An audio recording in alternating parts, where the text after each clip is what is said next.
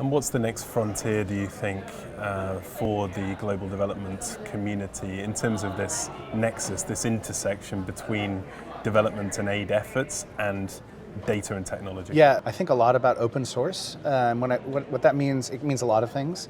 In the way I'm using it, it means that there's now a facility or capacity that people can tap into to drive answers to certain hypotheses they may have.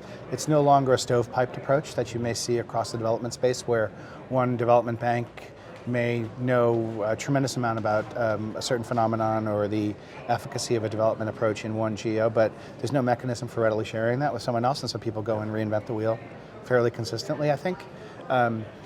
If there is a third party or a technology-enabled solution or a capacity that people can tap into, there's analytics that can be ported across multiple institutions. There's data sets that can inform those analytics.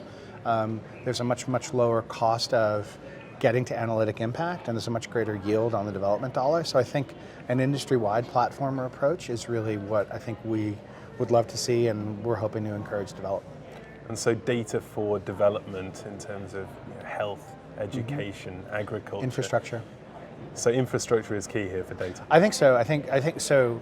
Infrastructure as a category. I mean, so roads, electricity grid, telecoms, and others. I think those are really, really critical places for investment, and I think they are increasingly part of the development conversation. But I don't think it's just about data. It's actually about information and analytics and insight. The data is a priori necessary, but in and of itself, it's not useful. And I think we've seen that in the early days of our company. We thought that just capturing information, data, would lead to useful information on behalf of policymakers and practitioners, and in fact, it's not the case. There needs to be a mechanism for building a scalable information product or analytic. And what do you see as the most overhyped or underappreciated development at the intersection of data, of big data, and global development? So overhyped, this concept of big data, like somehow more is better. I don't agree with that. Fundamentally false. I think a large quantity of data in the hand of non-experts or people who don't have the infrastructure to manage it can actually be catastrophic. So I think that's overhyped. I think underhyped is the promise of artificial intelligence. And I know that means a lot of different things to a lot of different people, but the way we think about it in the context of our company is just having a mechanism that can be very, very smart about allocating the incremental development dollar. I don't mean smart in the way that a technician or a policymaker is smart. That's, of course, a very human intelligence.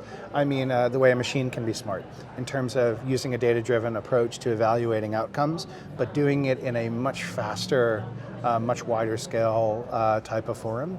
I think that the impact of that sort of approach, that you've seen played out in things like Google search results or recommendations about who to friend on Facebook, if you think about that in the context of an actual sort of real-world aid deployment, whether it's where we should point the incremental humanitarian dollar or where the food crisis might be next week rather than where it is right now, I think that can have a really, really dramatic impact in the real world. So it's things like early warning systems. Early warning systems, that's right.